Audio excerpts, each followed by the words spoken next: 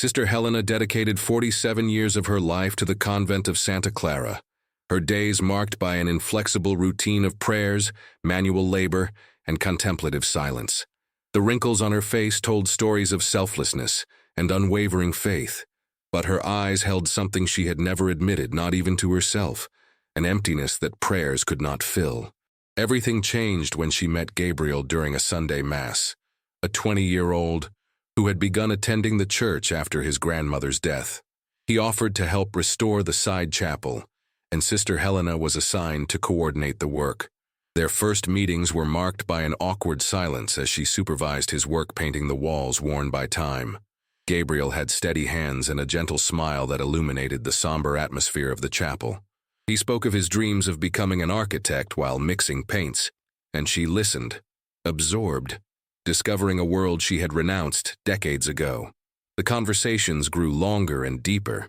He shared his doubts about the future, and she offered advice tempered with the wisdom of someone who had lived much but experienced little.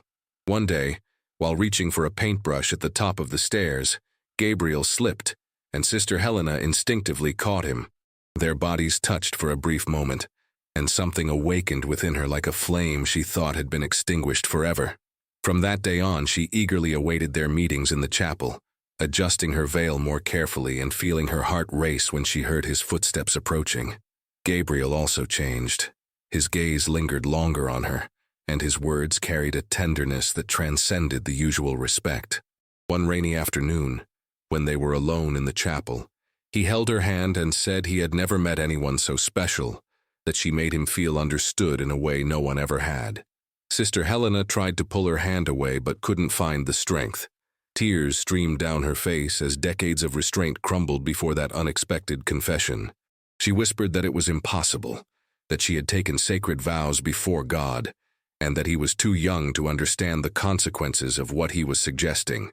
Gabriel embraced her, and for the first time in 47 years she allowed herself to be simply Helena, a woman who desired and was desired. Their meetings became clandestine. She would escape the convent in the early hours of the morning when the other sisters slept, and meet Gabriel in a small apartment he had rented on the outskirts of the city. They talked for hours about everything and nothing. He told stories of his turbulent youth, and she revealed dreams she had buried along with her given name the day she took her vows. When they finally surrendered to each other, it was with a mixture of despair and liberation. She wept as he kissed her reverently, as if touching something sacred and forbidden at the same time. The following months were the most intense and torturous of her life. During the day, she fulfilled her obligations at the convent, with a smile that hid the corrosive guilt consuming her from within. At night, she transformed into another person in Gabriel's arms, experiencing pleasures she had always condemned as sinful. She knew she was betraying everything she believed in, but she couldn't stop, addicted to that feeling of being alive for the first time. The Mother Superior began to notice changes in her behavior. The deep, dark circles under her eyes and the distractions during prayers did not go unnoticed. Sister Helena was called for a conversation where she had to lie while looking into the eyes of the one who had been her mentor for decades. Each false word weighed like lead on her conscience. Gabriel suggested they run away together, that she leave the convent and start a new life in another city where no one knew them. She oscillated between the burning desire to accept and the terror of abandoning the only identity she had known since she was 21. The situation became untenable when one of the younger sisters saw her leaving the convent late at night. The scandal quickly spread through the ancient walls of the religious institution. Sister Helena was confronted by the Mother Superior, who demanded the truth, and she finally confessed everything amidst convulsive sobs, describing the impossible relationship and admitting that she was in love. The disappointment on the Mother Superior's face was worse than any punishment. She said that Helena had broken not only her vows, but the trust of the entire community. She was given a brutal choice: end the relationship immediately and submit to a period of penance and isolation, or leave the convent forever, renouncing everything she had built there. That night she met with Gabriel and told him what had happened. He begged her to run away with him, promising to care for her and love her for the rest of their lives. Sister Helena looked at that young face, full of hope and certainty, and perceived the enormous difference between them. He was at the beginning of his life while she was nearing the end. He spoke of decades together while she could barely imagine a few years before age and reality separated them. She touched his face one last time and said that she loved him too much to destroy his future, that he deserved someone his own age with whom he could build a family and a normal life. Gabriel protested desperately, saying that none of that mattered, but she remained firm even with her heart breaking. She returned to the convent and accepted penance, spending months in absolute silence praying for forgiveness and trying to rebuild her shattered faith. 2 years passed, and Sister Helena became an even more withdrawn figure, dedicating herself to the care of the elderly and sick in the convent annex. She never spoke again about that period of her life, but sometimes, when alone, she allowed herself to remember those months when she had been only Helena and not Sister Helena. One day a young couple visited the convent with a baby in their arms, seeking a blessing, and she immediately recognized Gabriel. He was more mature, and beside him stood a beautiful woman, smiling radiantly. Their eyes met for a moment, charged with all that was left unsaid and all that could have been. He nodded discreetly, and she blessed the child with trembling hands. When they left, she returned to the chapel and, for the first time in years, did not pray for forgiveness, but gave thanks for having known that kind of love, even if for such a short time, even at the cost of everything she was. Sister Helena died at 83, surrounded by the younger sisters who never knew her story. Her face had a serene expression, as if she had finally made peace with all her choices, both those approved by society and the one that her heart had demanded. Gabriel never forgot Sister Helena, even after building a life that seemed perfect to everyone. He married Marina 2 years after their forced separation, a kind woman he had met at architecture school, who never knew the story he carried in silence. They had 2 children, and he built a respectable career designing churches and religious buildings, ironically finding in architectural lines a connection to what he had lost. For years he avoided going near the Santa Clara convent, but time made the wounds less painful, and eventually he accepted a project to renovate the west wing of the religious complex. When he arrived there with his technical drawings and precise measurements, he felt the overwhelming weight of the memories. Each corridor, each pew in the chapel, brought back those impossible days. The Mother Superior who received him was different from the one who had discovered the forbidden relationship, and he silently thanked her for not having to face accusing stares. He discreetly inquired about Sister Helena, and they said she worked in the annex caring for the sick, rarely leaving that area. He focused on his work, trying not to look for her, but it was inevitable that they would cross paths in that confined space. When it finally happened, it was in a narrow corridor at dusk. She was carrying medicine for the patients and stopped when she saw him, as if she had encountered a ghost. Gabriel said hello with a choked voice, and she responded with a nod, too formal for all they had shared. He asked if they could talk for just a few minutes, and she hesitated but agreed, indicating a bench in the inner garden where she usually meditated. They sat down, maintaining a respectful distance, while an awkward silence hung between them, heavy as lead. He began by saying that he had thought of her every day since they separated, that he had built a good life, but there had always been a void that nothing had completely filled. Sister Helena listened with her hands clasped in her lap, her eyes fixed on the flowers in the flower bed, and when he finished, she took a deep breath before speaking. She said that she too had never forgotten that those months with him had been simultaneously the happiest and most torturous period of her existence. She explained that she had made the only possible choice, not only because of her religious vows, but because loving him meant wanting the best for him, even if that didn't include her. Gabriel argued that she didn't have the right to decide alone, that he was old enough to know what he wanted, but she shook her head sadly. She said that at the time he was too young to understand the weight of what she was proposing, that in time he would understand that she was right. He admitted that he had built a family and that he loved Marina in his own way, but that there were different kinds of love, and what he felt for Helena was something unique and incomparable. She briefly touched his hand, a bold gesture considering where they were, and said that there were also different ways of loving, that perhaps their love was one that didn't fit into everyday reality, but that didn't make it any less real. They talked until nightfall about the years that had passed. She told him about the first months of penance when she had thought about giving up everything, but had found a strange peace in the rigorous routine. He spoke of the nights he woke up sweating, dreaming of her, of how he had almost sought refuge in the convent dozens of times in the early years. When the bells rang, calling for vespers, she rose and said she needed to go, that this conversation, though necessary, could not be repeated. Gabriel agreed, but asked if he could visit her occasionally, just as a friend, only to know that she was well. Sister Helena smiled for the first time that afternoon, a sad smile full of affection, and said it would be better not to, that some loves needed to remain in the past, so as not to contaminate the present. He finished the renovation project in the following weeks, avoiding crossing paths with her again, respecting her implicit request for distance. On the last day before leaving, he left a letter with the receptionist, asking her to deliver it to Sister Helena, knowing it would probably be against the rules, but needing her to know.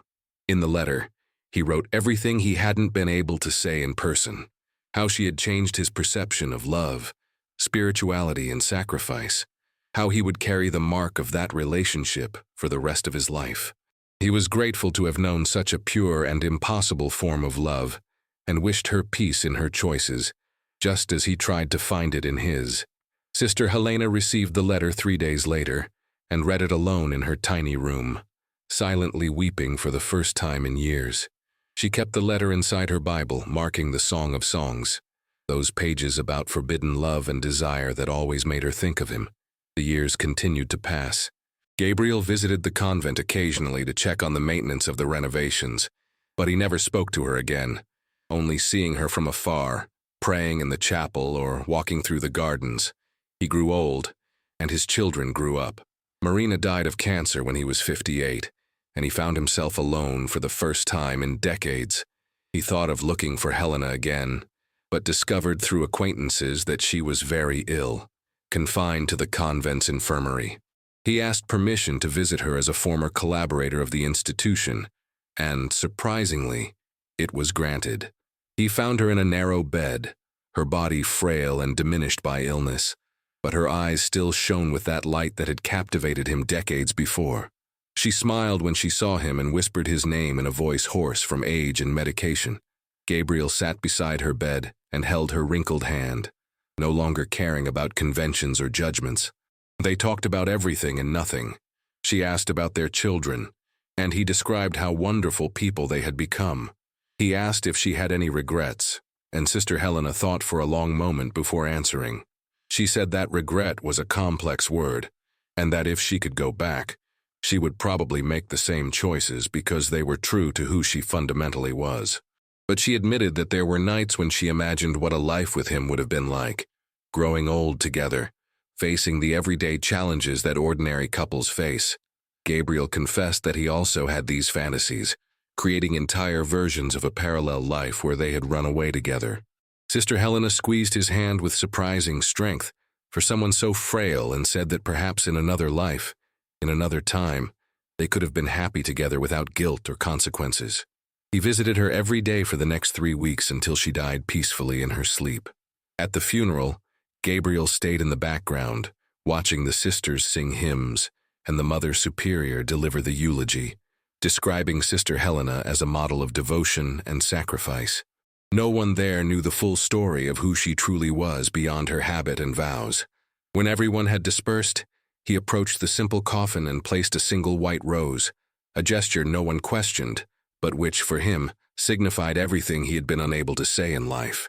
He whispered a final goodbye, promising to cherish her memory not as the devout nun the world knew, but as Helena, the woman who dared to love despite everything.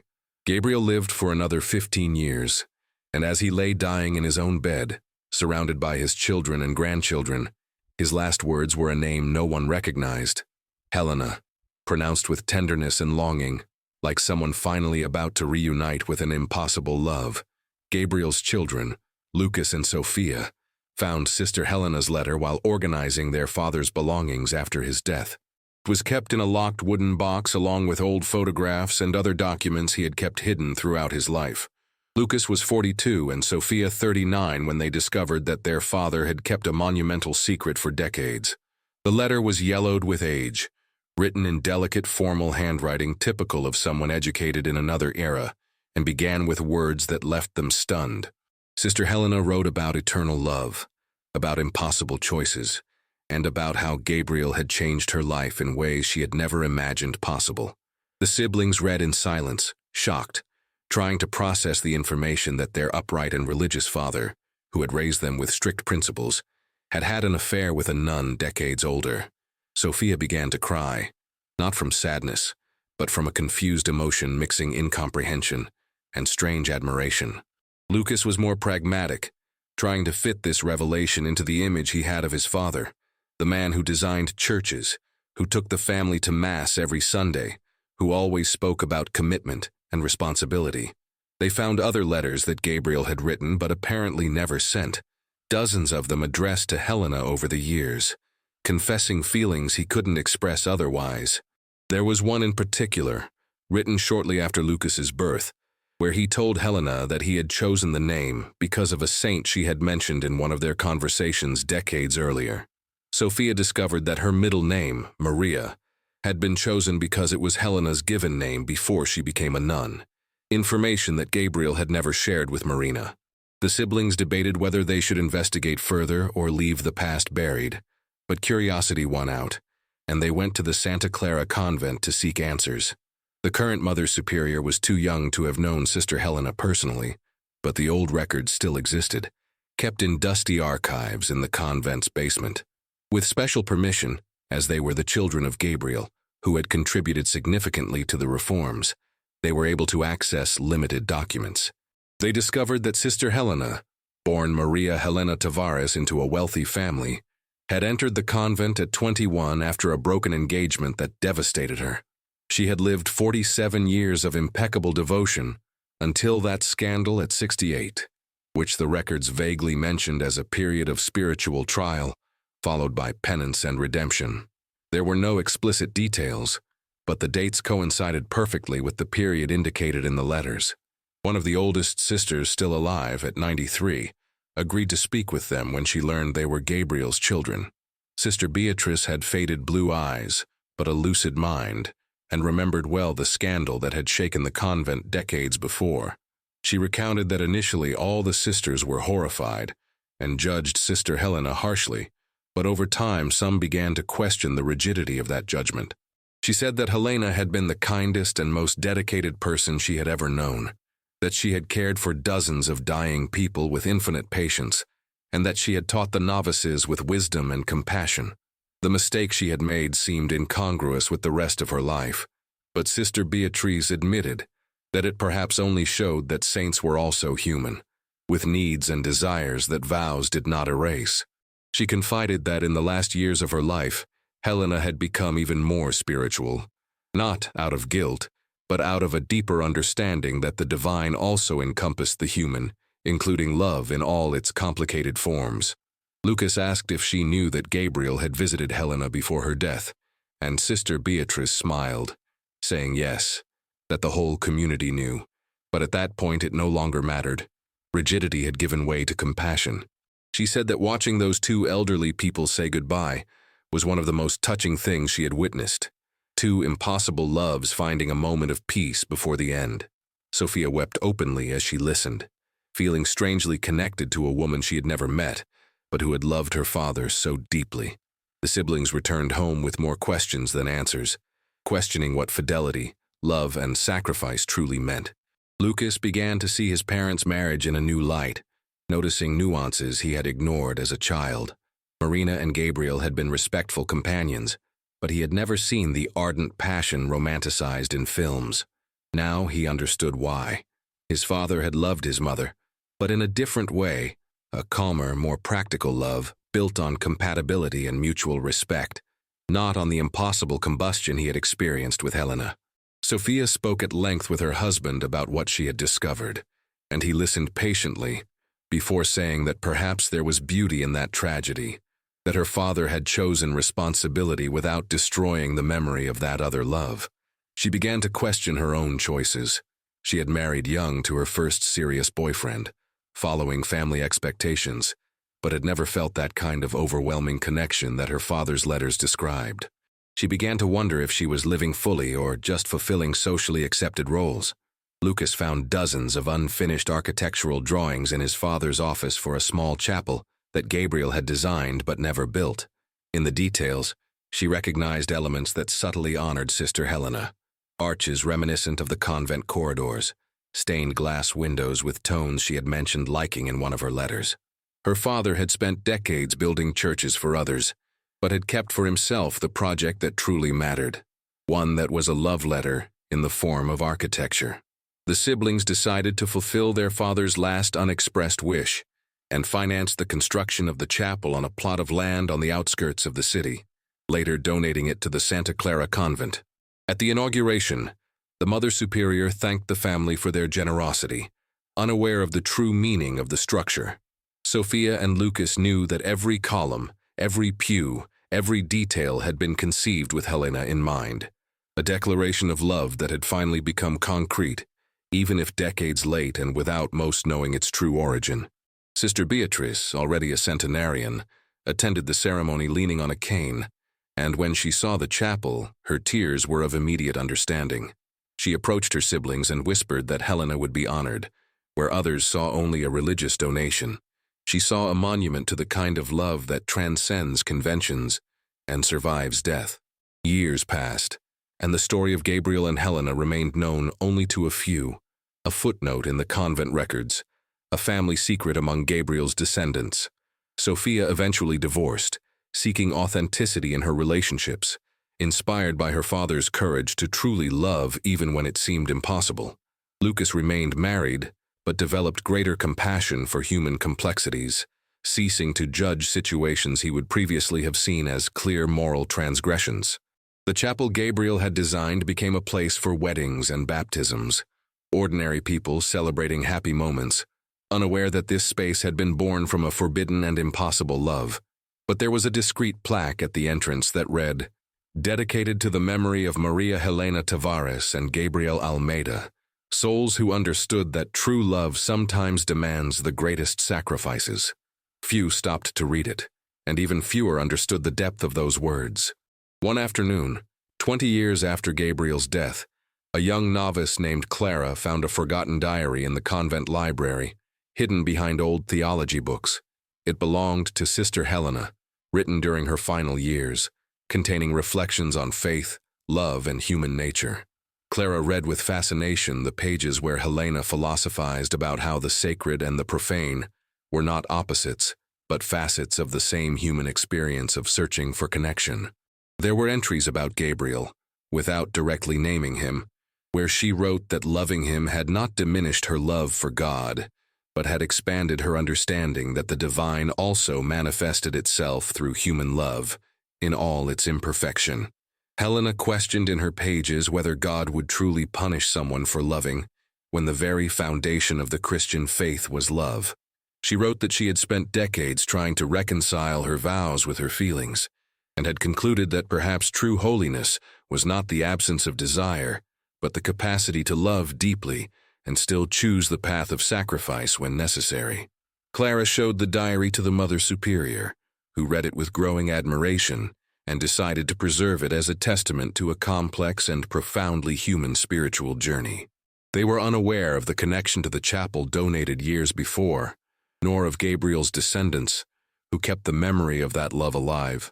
But the diary inspired Clara and other young nuns to question rigid dogmas and develop a more compassionate spirituality that recognized the fundamental humanity of all, including themselves. Decades later, when Sophia was in her final years and already a grandmother of 6, she told the story to her eldest granddaughter, Anna, who was studying literature and writing her thesis on impossible loves. Anna was fascinated and asked permission to include the story of her grandfather and Sister Helena in her work, obviously altering names and details to protect identities. Sophia hesitated but finally agreed, saying that perhaps it was time for that story to be told, even if disguised as fiction, because there was universal truth in it about human nature, faith, and the limits of love. Anna's thesis explored how forbidden loves throughout history, from Abelard and Heloise to contemporary cases, challenged social constructions of morality and revealed fundamental tensions between individual desire and collective norms.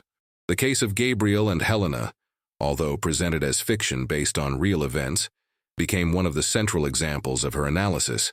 Anna argued that labeling such relationships simply as immoral ignored the profound complexities of choice, agency, sacrifice, and the multiple forms that love can take.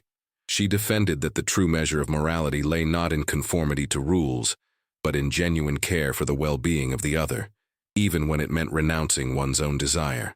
Gabriel and Helena, according to her analysis, demonstrated profound morality not despite but through their impossible choices. They loved each other enough to separate, protected each other through sacrifice, and lived with integrity even when tormented by regret. The thesis was published years later as a book, finding a surprisingly wide audience among people who recognize themselves in these narratives of love, complicated by impossible circumstances. Sophia read her granddaughter's book shortly before dying, and felt peace knowing that her father's story had finally been honored, not as a scandal, but as a testament to the human capacity to love deeply even when the world conspires against it. In the Santa Clara convent, which still existed, although drastically reduced in the number of nuns, Helena's diary had become recommended reading for novices as an example of an authentic spiritual journey, complete with doubts, struggles, and raw humanity. The chapel that Gabriel had designed still stood, now surrounded by modern, anachronistic but beautiful buildings, a silent witness to a love that began impossible and remained impossible, but which, through sacrifice, had become, in a way, eternal. Years have passed, and the story of Gabriel and Helena remains a whisper among a few, a reminder that true love doesn't always follow the paths society dictates for it. The chapel still receives visitors who admire its unique architecture, unaware that each detail was designed as a silent poem for a love that defied all conventions. People enter seeking spiritual peace, and, perhaps without realizing it, are enveloped by the energy of that feeling that refused to die even in the face of the impossible. Sister Helena and Gabriel never had the happy ending of fairy tales, but perhaps they achieved something rarer, the certainty of having truly loved at least once in their lives, without reservations, without calculations, only with the raw and honest intensity of those who allow themselves to be completely vulnerable before another human being. Their choices can be judged in 1,000 different ways depending on who tells the story, but in the end, what remains is the universal truth that loving sometimes means letting go, and that the deepest sacrifices are those we make not out of obligation, but out of a genuine desire to protect those we love, even if it means our own pain. This story, like so many others of impossible loves, reminds us that life rarely offers simple answers, that morality is more complex than black and white, and that we all carry within us the capacity for both devotion and transgression, for holiness and sin. If this story touched you, if it made you question your own certainties about love, sacrifice, and impossible choices, consider following this channel where we explore human narratives in all their complexity. Stories that don't offer easy judgments but invite reflection on who we are and who we choose to be in the face of life's dilemmas. Each story we share here is an invitation to look beyond surfaces, to find humanity in the most unexpected places, and to recognize that we are all navigating the same turbulent waters, trying to find meaning, love, and purpose in a world that rarely facilitates these searches.